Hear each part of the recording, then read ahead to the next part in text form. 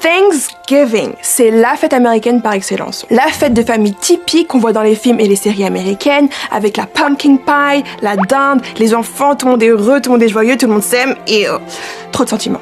C'est une fête célébrée principalement aux États-Unis le 4e jeudi du mois de novembre et au Canada le second lundi du mois d'octobre. Et depuis quelques années, t'as des gens ici en Europe qui se prennent au jeu et qui eux aussi veulent fêter Thanksgiving.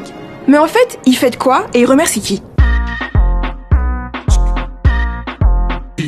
Selon la légende, tout commence en 1620, quand les pères fondateurs fuient la persécution religieuse en Grande-Bretagne et embarquent à bord du Mayflower.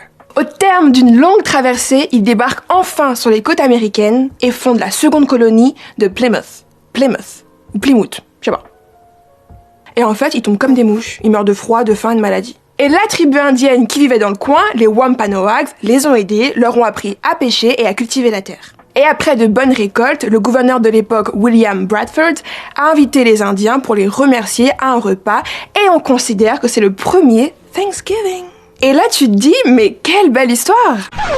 Absolutely fucking not. Parce que ceux qu'on remercie tous les ans n'existent pratiquement plus aujourd'hui. So what happened? Bon, disons qu'au début, les Indiens ne se sont pas méfiés. Ils ont vu une bande de visages pâles arriver à moitié morts, qui n'arrivaient pas à se nourrir et ne connaissaient pas les environs.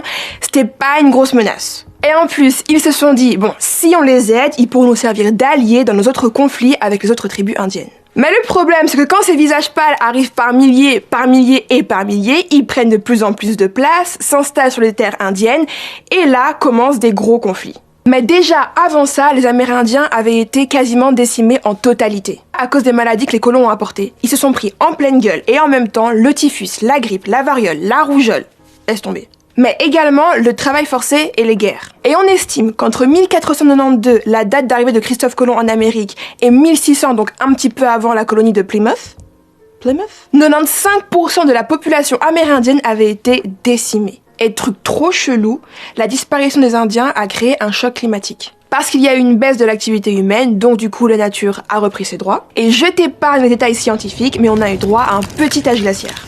Et en fait, avant 1863, Thanksgiving c'était pas un truc de ouf.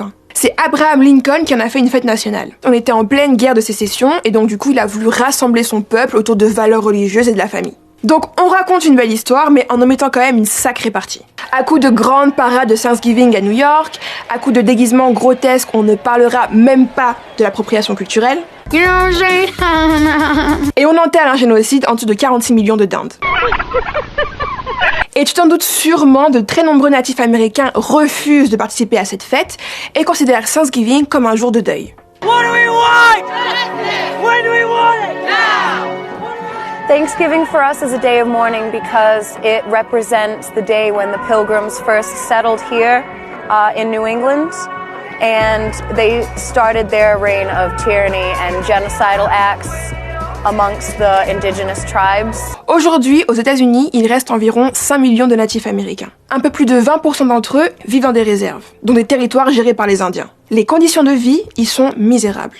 Entre le taux de chômage qui varie selon les réserves entre 40 et 80%, la drogue, l'alcool qui font des ravages, et la crise des logements, t'as plein de personnes qui n'ont pas de système d'égout dans leur quartier, qui n'ont pas le chauffage, qui vivent dans des appartements surpeuplés, appartements mobil-home. Le mythe de Thanksgiving a la peau dure, parce qu'il reste en quelque sorte le mythe fondateur de ce pays. Et il y a aujourd'hui énormément d'intérêts financiers autour de cette fête et qui poussent à entretenir l'engouement. Entre les repas, les costumes, les parades et le Black Friday, c'est pas prêt de bouger. Happy Thanksgiving! Alors toi, dis-moi, est-ce que tu savais tout ça? Et est-ce que, en le sachant, tu aurais encore envie de fêter Thanksgiving aujourd'hui? Dis-le moi en commentaire et on se retrouve pour un prochain Easy.